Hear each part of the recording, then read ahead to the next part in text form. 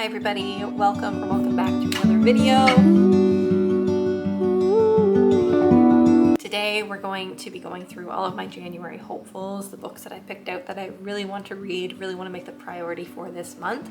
We're going to go through those, chat a little bit about them, and maybe if you guys have any opinions on whether you liked them or not, you can leave a comment down below about that. I'm really excited to start another month. Of course, January is the beginning of the year. You know, we all have set our new Goodreads reading goal. I'm just excited to jump into some more great books this year. I'm really excited about the ones that I have picked out for this month.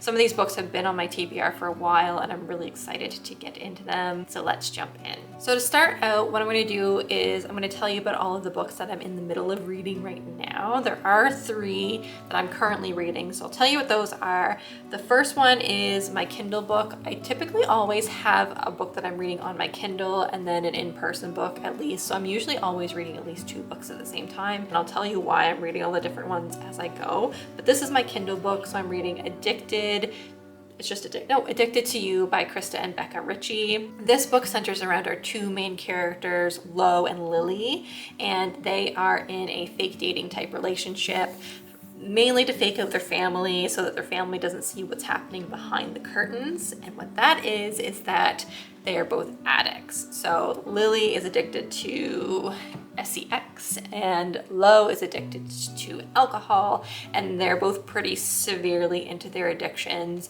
So you kind of see behind the curtain, you see what is happening, you see how these addictions are affecting their lives and how it's affecting each other.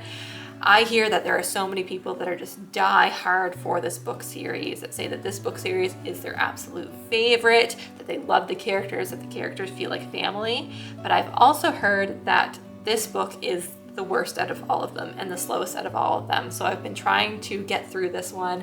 I think I've been reading this book probably for about 2 months now, and I still am not through it. I'm probably about 30% of the way. I think I just need to pick someday and just sit down and finish this book. It's not that I'm not liking it.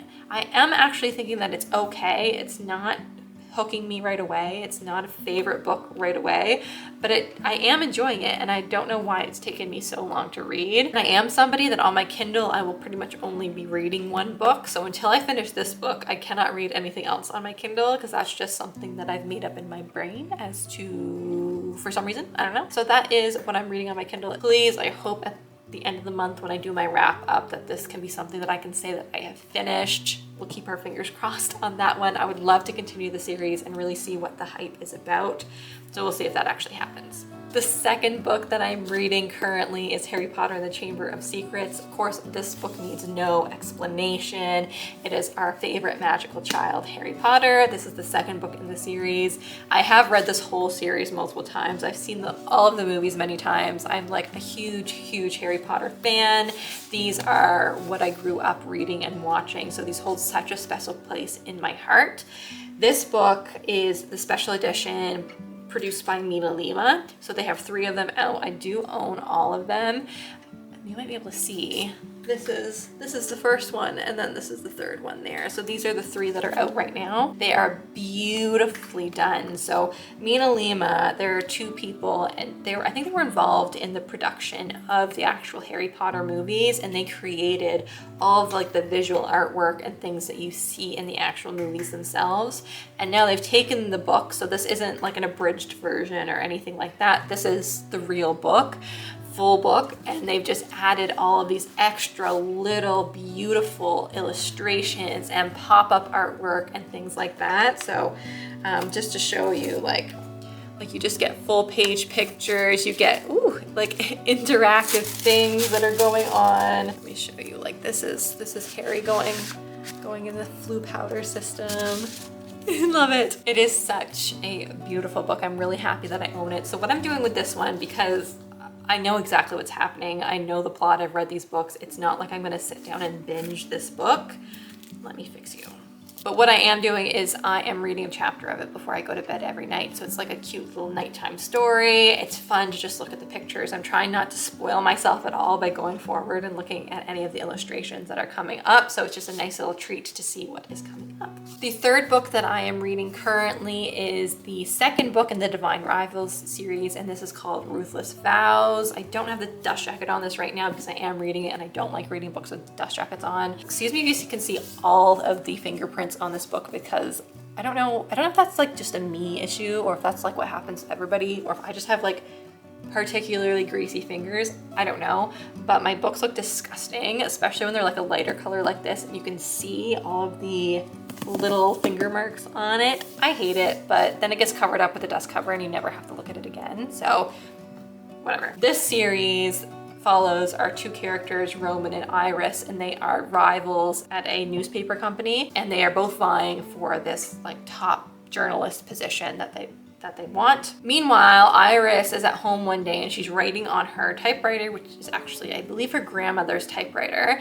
And she realizes that the typewriter actually possesses some magic. And if she takes what she writes and puts it under the door, it will disappear, and what she believes is go to somebody that she is writing these things to. Meanwhile, her brother is away at war and he is totally unaccounted for. They don't know what has happened to him, if he's alive, if he's not.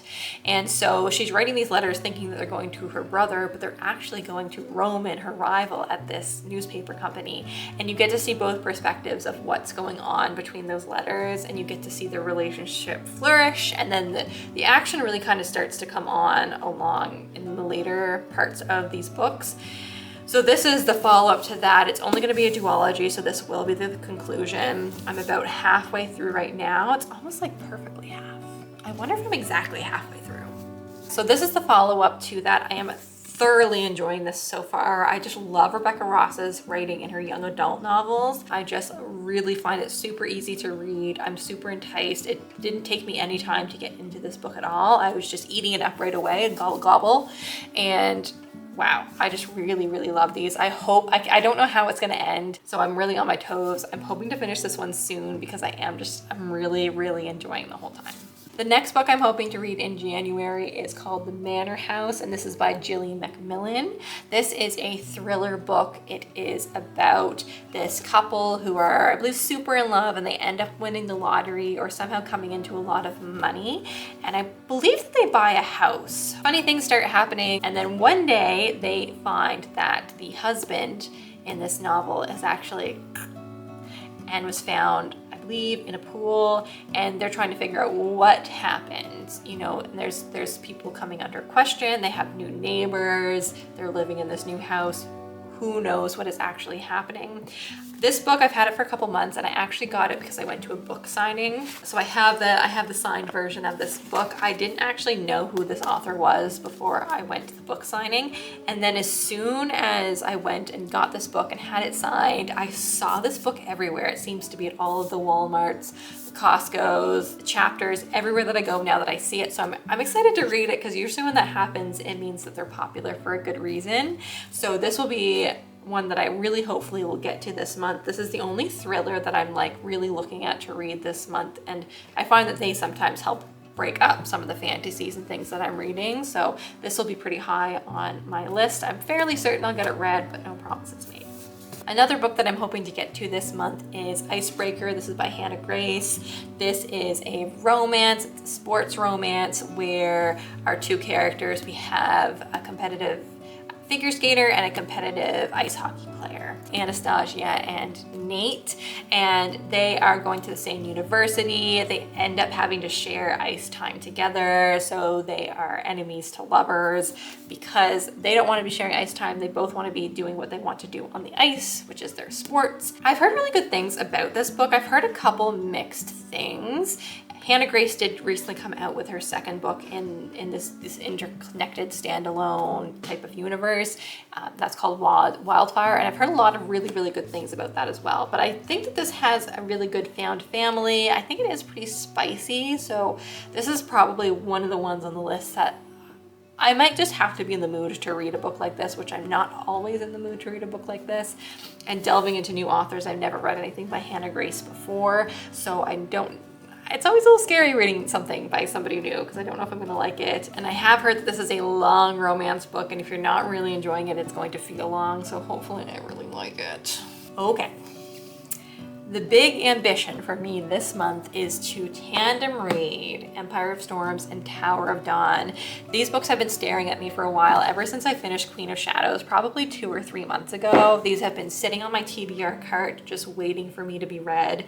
And it's been so intimidating. I've been gone back and forth between whether I want to read just Empire of Storms or if I want to tandem read them, but the more I see, the more everybody is saying tandem reading is really the way to go. So tandem reading, basically, if you don't know, these books can either be read as just standalone books, well, not standalone books, but kind of in their order in a series as you would normally read a series, or because they follow different characters and happen along the same timeline, you can actually read them at the same time in a specific order of chapters in each book. So that's what I'm going to do, but it's super intimidating because look how long this is. When you add those together, this is probably going to take me half of the month to read all in itself. So maybe my TBR this month is super ambitious. I don't know. But these are big books on their own, add them together and they're massive, but this is part of the Throne of Glass series by Sarah J. Maas. I don't think I'm gonna give a description on what these books are about. You might already know it is fantasy, it is in like a fae world, but if I really tell you anything about what these are about, it's going to give spoilers. These are books 6 and 7 in the series, so we're really given spoilers at this point if I talk about them at all. But I would highly recommend. I've really enjoyed the series so far. Queen of Shadows, the last book in this, literally had me like jaw on the floor, like some really wild moments. So that was one of my favorite books that I read this year. So I'm excited to jump into this. I've heard equally as good things about Empire of Storms, and I hear the Tower of Dawn is a little bit slow, and that's one of the reasons that it's good to tandem read them, but I'm excited about them all. And then after this, I just have the last and final book, which is Kingdom of Ash to read, which is a big giant book that's like 980 pages long. So if it took me this long to build up the courage to read these books, it's going to take me a lot of time to build up the courage to read Kingdom of Ash, but we'll get there. I hear Kingdom of Ash is chef's kiss, phenomenal, so I cannot wait to read it, but I will for some reason just like make myself wait, I'm sure. And then after I finish this series, I'm going to jump into Crescent City, which I am also very excited to read because I know that the 3rd book in that is coming out in January, and kind of my secret hope that I have is that by the time I finish this and I finish Kingdom of Ash and I finish the 1st and 2nd Crescent City books, hopefully by then the 3rd Crescent City book will be out in paperback, and then all of my books can match. That's my hope. So I might delay purposely just to do that, because I know if I finish the 2nd Crescent City book, I will probably go and buy the 3rd one right away. And then if it's in hardback, that will just be a whole mess. We all know how we feel about series that don't match, so we can't have that. Another romance for this month that I'm going to be reading is Reckless by Elsie Silver. This is the 4th book in the Chestnut Springs series, which is a small town cowboy romance series. They're all interconnected standalones. I read Powerless just this last month and I really liked it, but I didn't love it. But I did love the 1st and 2nd book in this series, and I hear that this is one of people's absolute favorites as well. This centers around our 2 characters, Theo and Winter, and them kind of navigating their relationship. We get a little bit of a glimpse of them actually in the last book. They're characters that we've known since the 1st book, but in the last one we see them interact, and they do not like each other. So I believe it's going to be a bit of enemies to lovers. I believe there's also a secret baby in this as well, which I'm a little bit hesitant about because I don't love children in books. I don't like babies in books. I think it has to be done a particular way for me to like it, but I think if somebody's going to do it well, it's probably going to be Elsie Silver. So I'm really just hoping for the best out of this book. After this, I only have one more book to read in this series, and then it's done. I don't think any other books are coming out, so that's really sad, but I think Elsie Silver is going to come out with other books as well in different series, so that will be exciting, but I'm very excited for this. The last and final book, that meant the same thing. The last book that I'm going to be planning to read in this month is One Day in December by Josie Silver. This is actually my book club's book of the month for December, but I haven't read it yet specifically on purpose because my book club is notorious for not meeting in the actual month that we are reading the book for. And in November, it was my turn. I picked out the book and we didn't actually end up meeting to talk about it until mid-December. So that meant that I read the book in November and had forgotten about everything by the time we actually met about it. So this time I'm gonna hold off until we pick an actual date, and then maybe a week before I'm gonna read this book. So this book is about our main character, Lori, and Lori one day is sitting on the bus and she looks out the window and she sees somebody, and it is love at first sight. She knows that this is the man of her dreams. She knows this is the man she's going to marry, but then of course her bus drives away and this man is never to be seen or found again. Until a year later, this man shows up at a party that she's at because guess what? This guy is dating her best friend. So this guy she has not stopped thinking about for a full year, and suddenly he's dating the best friend. So I don't know how I feel about it. I think this could be a book that I would either love or hate. I've heard good things about it. Like, I've heard that this is one of the best books to read around Christmas time because it is a December read and a lot of people really, really enjoy it. But I could see it getting pretty messy where she is going after her best friend's boyfriend. And I don't know if I'm gonna love that because sometimes things like that make me a little uncomfortable. I don't know. We'll see. So that's all the books that I'm planning to read in the month of January. I typically read about 8 books a month, so I think that this is doable. However, I do think that the Throne of Glass books are going to take me quite a while to read, so I don't know if I'll actually get through all the books that I want to get through. But I have big hopes, and if there's any books on this list that you guys really enjoyed, please let me know because then I can put them at the top of my list to read. But yeah, that being said, don't forget to like and subscribe if you've made it this far. That really goes a long way to support me.